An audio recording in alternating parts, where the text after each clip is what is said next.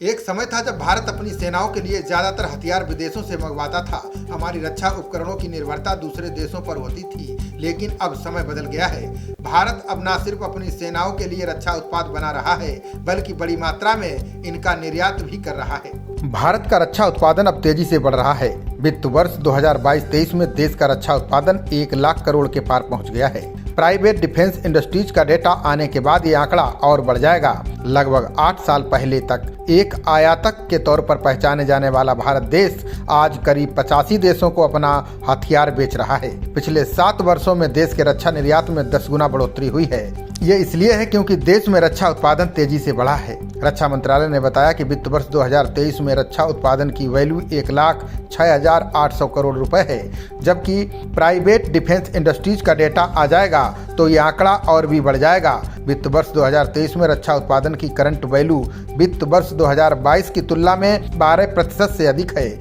उस समय ये आंकड़ा 95,000 करोड़ रुपए था। वित्त वर्ष 2020-21 में भारतीय रक्षा उत्पादन 84,643 करोड़ रुपए का था। वहीं वित्त वर्ष 2021-22 में ये 94,846 करोड़ रुपए था। बता दें कि मेक इन इंडिया के लक्ष्य को साकार करने के लिए केंद्र सरकार ने देश में 2 रक्षा औद्योगिक गलियारे स्थापित किए हैं। इनमें से एक उत्तर प्रदेश में और दूसरा तमिलनाडु में है। Uttar Pradesh defence industrial corridor विकसित करने के लिए आगरा, अलीगढ़, चित्रकूट, झांसी, कानपुर और लखनऊ की पहचान की गई है। वहीं तमिलनाडु डिफेंस इंडस्ट्रियल कॉरिडोर के विकास के लिए चेन्नई, कोयम्बटूर, होसुर, सलेम और तिरुचिरापल्ली की पहचान की गई है। भारत द्वारा विकसित कई हथियारों की आज विदेशों में खूब डिमांड है। BrahMos missile, Akash missile systems, radar, Dornier 228, 155 mm advance towed artillery guns और सिमुलेटर की कई देश मांग कर रहे हैं। इसके अलावा mine protective vehicles,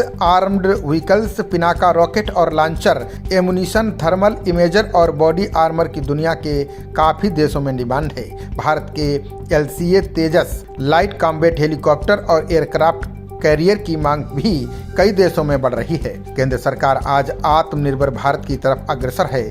defence manufacturing में तेजी से कदम बढ़ाए जा रहे हैं।